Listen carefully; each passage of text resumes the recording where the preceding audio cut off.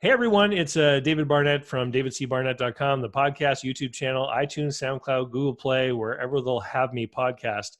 And today I'm talking with my guest, Terry Lammers, who is the author of You Don't Know What You Don't Know.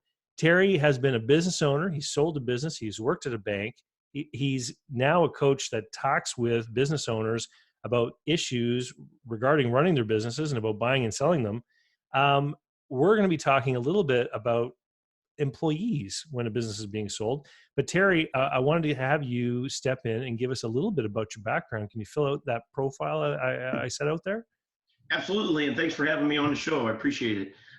So I grew up in a little town called Pierron, Illinois, which is about 30 miles east of St. Louis. Family business. We sold wholesale fuel and lubricants, so gasoline and diesel fuel and motor oils, hydraulic oils to farmers, trucking companies, excavating companies, industrial accounts, stuff like that. I see where you're at. We don't have a whole lot of ships in the middle of the United States here in Illinois, so not a whole lot of maritime stuff. But I grew up in the company, had the opportunity to come back in 1991. The company wasn't doing so well at the time. When I came back to the company, I jokingly say it was me, my mom and dad. We had 2 trucks, and it was a good day if they both started. But I knew we had the opportunity. We had the opportunity to buy another company from a guy that was retiring, and that would put us back in the black. So anyway, that all transpired. I kind of took the company over, and over the course of the next 20 years, had the opportunity to buy 11 other companies. Oh, wow. From $750,000 a year in sales to over $42 million. So in 2010, I sold that to a $6 billion agronomy company, and sat around home for 3 months, and my wife told me I had to get a job. So apparently our home is a... So you actually executed the roll-up strategy that a lot of people talk about in the world of mergers and acquisitions. You bubbled up a whole bunch of businesses, made yourself into a bigger concern, and then sold it to the proverbial, bigger fish. Yeah, I ended up being one of the largest, if not the largest, wholesale fuel and lubricants guy in Southern Illinois. So I was very attractive to the company that bought me. I mean, there's a very strong strategic reason for them buying my company. It was like a hole in their map kind of thing, like a place where they weren't as active as they wanted to be. So there's 2 sides to it. So it was an agronomy company that bought us a co-op. And okay. So you have the mothership, which is Growmark, and then they have their member companies, which are called FS, F Farm Service. So for the FSs, the local FSs, excuse me, I was their, I was the largest guy. I was the pain in their side. What I didn't know until after the sale was Growmark had recently bought a lubricants blending facility, and I had a lubricants packaging facility in Southern Illinois. Oh. So that was the hole. So they wanted to get into the bulk oil market in Southern Illinois where they had no gallons. By buying me, they immediately had 500,000 gallons in sale, and they was in the business, Yeah. And they had a packaging facility to boot. So it was a very strategic acquisition. So that was very interesting. And interestingly enough, from the time we signed the LOI to closing was 6 weeks. So, and that was selling to 9 different companies. So I did the banking thing, and then 2014 we started Innovative Business Advisors, and we do brokerage, business valuation, in our coaching program. And when you were at the bank, you were financing business loans, so you had a chance to observe M&A activity from the lending side? Yeah, so that was kind of neat because obviously in buying 11 different companies and selling mine, I'd done a lot of lending. I mean, I had a $4 million line of credit and all that fun stuff. So it was interesting to see the banking from the other side of the fence, and really get an understanding of credit and how they're looking at the collateral and discounting your collateral, all that stuff that would drive you crazy as a business owner. And, and other things like industries they didn't want to be in. The bank I was with had a moratorium on construction and non-owner occupied real estate. They didn't want to do certain types of farm loans. So that was interesting also. Would that be driven because they didn't like the sector, or they just found that they were overexposed because of some other deals they had done, and they were just kind of looking at it from a portfolio point of view? Yeah, and I think the answer to that is both. Okay. Sometimes they don't like the sector, they do feel like because I asked the underwriters that exact same thing. What's the deal? The worst part was they would have non-owner occupied real estate loans that was on a balloon coming due, and they wouldn't even renew them. I mean, they were just telling the people to go someplace else. Yeah. So that, imagine being a business owner and all of a sudden, you have a note that renews. The bank says they won't, renew it. You still owe all this money. Oh, I know 3 people who've been through it.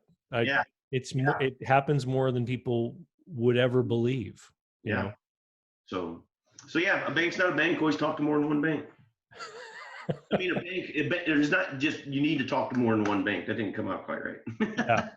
So one of the things that you have talked at length about is the problem of communicating the fact that the deal is going to happen to the employees of the business, because and I talk a lot about why we have to keep these deals confidential from employees because of all the reasons that it can freak them out. That most employees are living paycheck to paycheck. They don't have a lot of savings. They get their business education from headlines. So sometimes when they hear a business is up for sale, they equate that with the business is in trouble, and that can make them fearful. And people are fearful of change. And even if they know there's going to be a successful transaction, they're afraid that the new owner maybe isn't going to like them, or there's going to be some kind of change that they're not going to be okay with. And so we need to keep it secret from them. But at a certain point, they're going to have to know that the business has a new owner. And Right. so I mean, how is the best way to broach this topic with people that work at the business? Yeah. So I would start out by saying there's no perfect way, and every deal is different. I mean, I bought companies where we didn't tell a single employee until the day it happened. Mm-hmm. I bought companies where they all knew it the day, before it happened. I've also done it where we've talked to key employees and planning a strategy how you're going to merge the two businesses together, but not all the employees knew it. But confidentiality is a huge thing. Uh, One of the phrases that I said repeatedly, because you're exactly right, people don't like change. It's just, I think it's our natural in us. But one of my key phrases I always say is keep an open mind. Just tell your employees, keep an open mind. This is going to work out. It's just like you said, we want this to be a profitable deal. Unfortunately, there is circumstances where you got to let employees go because of the merger. So that's not fun. But you also run into situations. I had a deal with a company that we was selling where the owner's husband and wife did a really good job of building the company that they could leave for 2 weeks and go on vacation. Right? There was 2 key employees that could run the business. Mm-hmm. Well, so happened. This would have happened to be an environmental drilling company. That the people buying it was another husband and wife. He was an engineer, MBA, but he never done environmental drilling. He needed these 2 people. So at the last minute, literally 2 weeks before closing, we have to have this conversation. Are you going to make those 2 key people sign an employment agreement with a non-compete in it, and maybe you're going to pay them something? Or are you going to go to them and say, hey, we're going to be the new owners. We plan on starting a profit sharing plan and just let it go as is, right? Well, so a lot of money was spent with attorneys on this, but ultimately, these are blue collar workers. They've never signed an employment agreement. And we just felt like, if you come and throw that piece of paper in front of them, one, you're probably going to delay things because they're going to want an attorney to look at. But what's the chance they're going to say, the heck with you, I'm not going to work for you, and leave? And that could kill your deal, But, ultimately, I think especially when you're buying smaller companies, you do confidentiality, and the timing of when you tell the employees is important, because the other thing, a lot of these employees that you're right are living paycheck to paycheck. Where do they go at night? They go to the tavern. Well, but the whole point is they're going to talk, and then the next thing you know, your competitor finds out and stuff like that. So yeah, there are definitely some things that I've come across what I can tell people is not the way to let employees know. A friend of mine is an IT guy in a big company, and they acquired a smaller company. And the people at the smaller company were told that the deal was finalizing on Monday.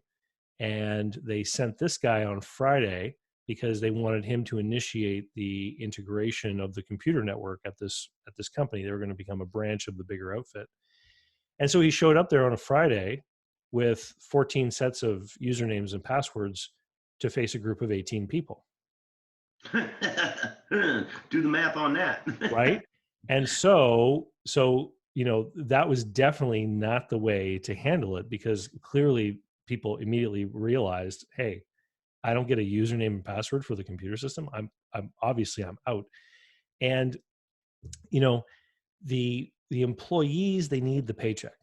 And so sometimes, they may not leave immediately, but if they are some of the best employees, they always have employment options. And this is one of the things I try to drive into sellers' minds, is a thing why confidentiality is so important, is within a certain industry, in any community, the competitors always know who the best workers are at the other people's firms.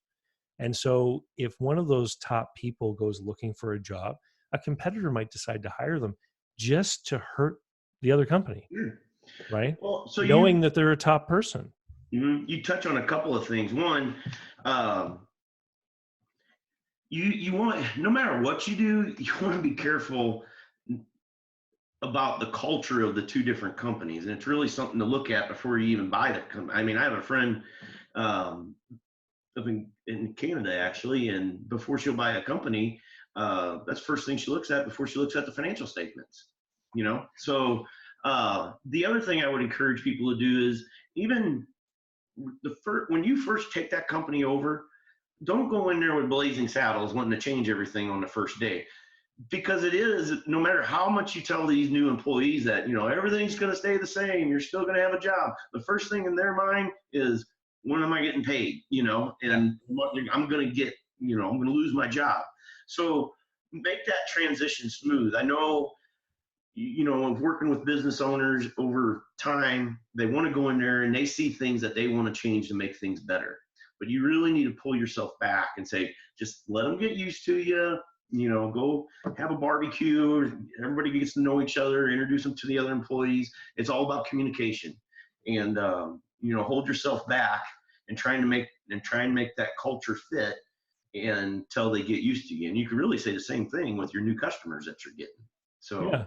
What can you tell us a little bit about those 11 acquisitions that you made when you were doing the bulk oil sales?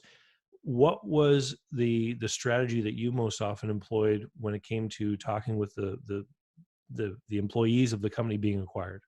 Yeah, so fortunately, I really only had one situation where I had to let one employee go, but we still employed her for a year before she retired. And that was the largest company that I bought, and it probably came with, I don't know, say 10 employees. And that's the one where I talked to their main salesman and the guy that was kind of running the company, so to speak. So, but the other employees we didn't tell until the day of the transaction.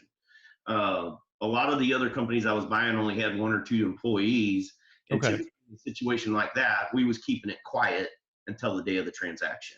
So what happened in her case? What did it become obvious pretty quickly that she wasn't going to fit with the culture you were trying to build? No, she was an office person, and we just didn't, with the merging of the two companies, we just didn't need that position anymore. So you could do those head office functions from your own office. Okay. Yeah. So it's, part of the strategic reason to buy the company.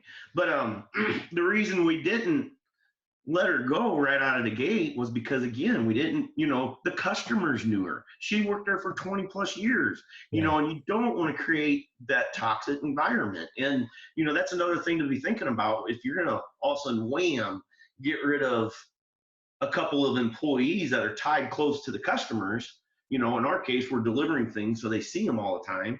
That you're setting yourself up for failure there a little bit, to lose a couple customers. So think about, hey, if she's only making $40,000 a year, yes, that's real money, but what does that weigh out to versus getting all of the knowledge that's in her head from working there 20 years and not upsetting customers? Well, and I find in particular, if you're talking about a smaller community, coming in and acquiring a firm and then letting someone go who has that kind of tenure can get around, and it really can damage the goodwill and reputation, which is drawing you into the deal in the first place. Yeah. And we live in a very rural area in Southern Illinois, and that is exactly the case, especially today with texting and cell phones. Oh my gosh. So, Yeah. Yeah, no, it can create a real problem. yeah. Hopefully you're in a situation when you're buying a company because you're wanting to grow the company. And, a lot of the times when we would buy a company, we're bringing more tools to the table. So we did a lot of fuel hedging, bulk oil sales versus just, packaged lubricants, whether it was new equipment for the people. So that was a good thing that we had, because typically once we bought that company, we was given that driver or whatever, benefits and other things, that it was typically a pretty positive transaction.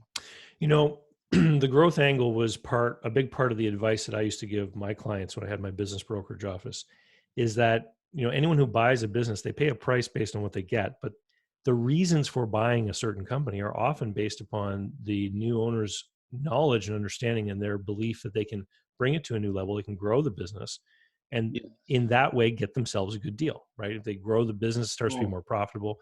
And so when you go in there on closing day and you make the announcement, it should always be delivered with that excitement, because a lot of these sellers, enthusiasm, excitement, and passion is what is starting to wane. Yeah. And the employees often know this, right? Yes. Like they work in a sleepy, tired place, and maybe they even bring new ideas forward that the owner doesn't like. I don't want to do anything new. And then this new person arrives and says, I'm going to bring this place to the next level. We're going to be growing. We're going to be adding people. We're going to be, achieving new heights, new profits, etc. And I've actually seen firsthand through deals that I've helped work on, where employees have stepped forward after the deal is done and said, here are all the things that we've been Yes. wanting to do. The new computer systems and the new way of doing this, the new way of doing that, the trade shows we've been trying to get into, but the owner didn't want to do it. Like, Yeah. it's almost like the employees want to grab hold of those reins to pull on them. So listening skills, right? Because you're exactly right. I call it the owner gets on a glider path. He quits investing in new equipment. He quits investing in new technology, and it's just kind of, you're just like a glider coming down. But you are exactly right, and I've had that several times, and it's all the more reason not to go in with blazing saddles, wanting to change things right out of the gate. Sit down and listen to them employees, because you're exactly right. Oftentimes, are what them tell you what they see and ways to improve it, and maybe a customer that's upset about this or that, that's a very valuable resource. And in today's world, with all the baby boomers retiring and the possibility of there being a shortage of employees, you as a business owner, I those employees are valuable. Those are valuable tools to have in a company. Yeah. It's interesting because I can remember, I mean, I'm just in my 40s, but I can remember 20 years ago, certain places would always have a lot of high unemployment, and there were always people around. And I have a friend of mine who has a coffee franchise location. He was telling me that they always had a stack of resumes that people had dropped off.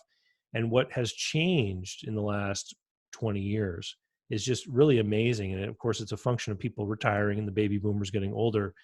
But last fall I was in a big apple growing area, and I was visiting an apple growing business where they sort and they package and everything, these apples, and they were buying a machine that takes the full boxes and palletizes them and wraps them. So it's a robot that does all of this.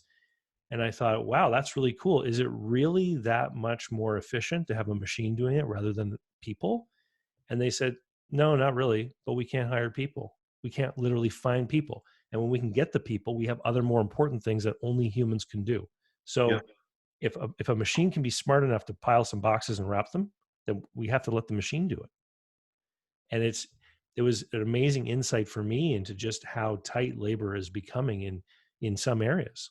It is. It really is. It's that's why I'm happy to see a little bit of the resurgence in the trades, because I mean there is a true shortage, at least in our area, of carpenters, HVAC techs, welders, all of those things. There's a need for them.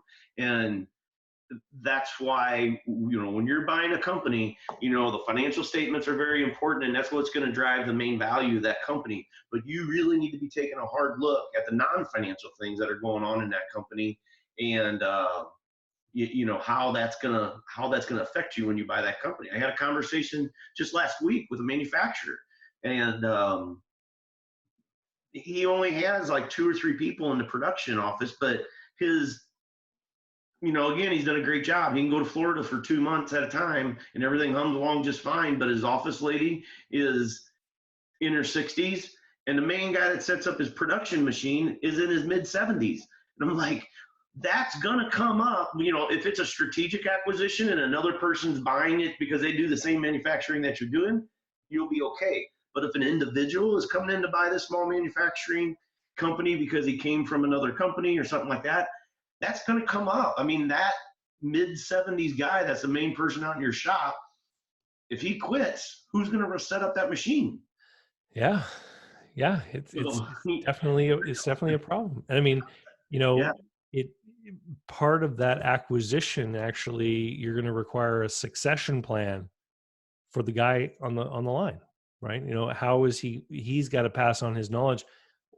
Maybe there's an obsolescence problem. Maybe the machinery really is what it has to go. Well, But the problem has to be addressed. These are all due diligence questions. I've never, and I'm not saying nothing bad about unions, but you got to be careful of what employment contracts are in place when you're going in there also, because I was a non-union company, and one of the companies, this bigger one that we wanted to buy, was union, and it wasn't going to work. So I mean, that alone took 6 or 8 months to get that all straightened out.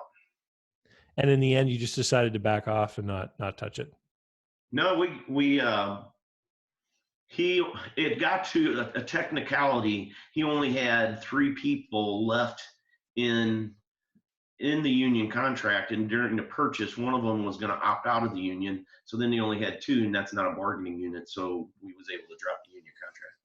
Oh, so it fell into a situation where it became decertified or ended or what have you. Okay. Yeah. Wow. But otherwise, I wouldn't have been able to buy that company. It wasn't going to work.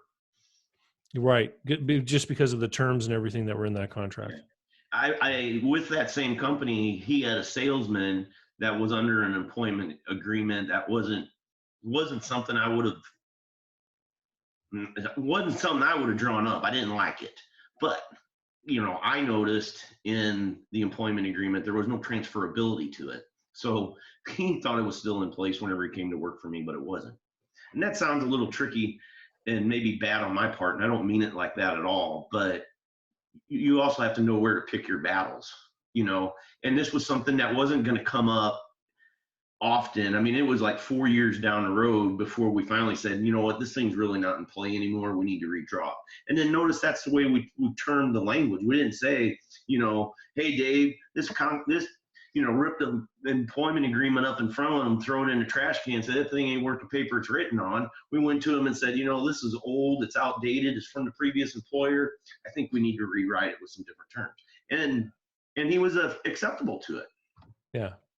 Yeah, and I will caution people strongly when it comes to things like labor agreements that you really need to have the advice of a qualified local attorney, because I've learned over the course of time that labor stuff can be tricky and can be very local.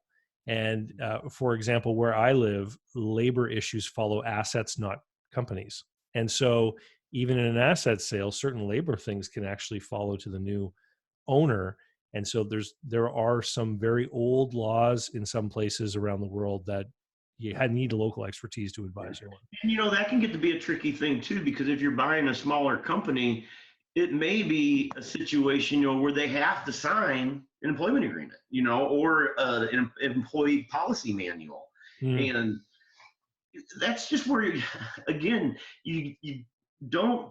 My dad was in the Army, and he was a sergeant, and I call it his military mentality because he was a sergeant. So he likes to tell you what to do, right? Well, finesse it a little bit, all right? I mean, again, and those employees are important. They're a valuable piece of that company. So be very careful not to create a toxic environment, and be very well aware of the culture. Heck, the last company that I owned, I sold out of it a couple of years ago. We ended up selling 20% of the company to two people, 10% to the gal that was a current COO, and 10% to the one that we hired from another company. Those two didn't get along, and it created a very toxic environment. So, those culture tests and things like that, it's real. So, Terry, thanks. I think it's been a great conversation. If people want to learn more about you or get a copy of your book, why don't you show the book on the screen and let us know where we can find you online? So there is a website for the book, You Don't Know What You Don't Know, www.youdon'tknow.com. You can find me on LinkedIn, Facebook, our company, Innovative Business Advisors. The website there is www.innovativeBAboyapple.com. And if you go to the media section on the Innovative page, there's quite a few articles and podcasts and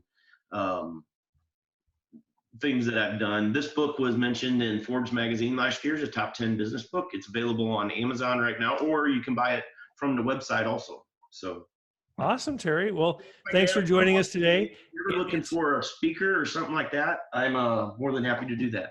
Awesome. It's good to finally make a friend in the non-Chicago part of Illinois. So, well, have a great day, and we'll talk to you later. Thanks, Dave. Great being on your show. Bye-bye.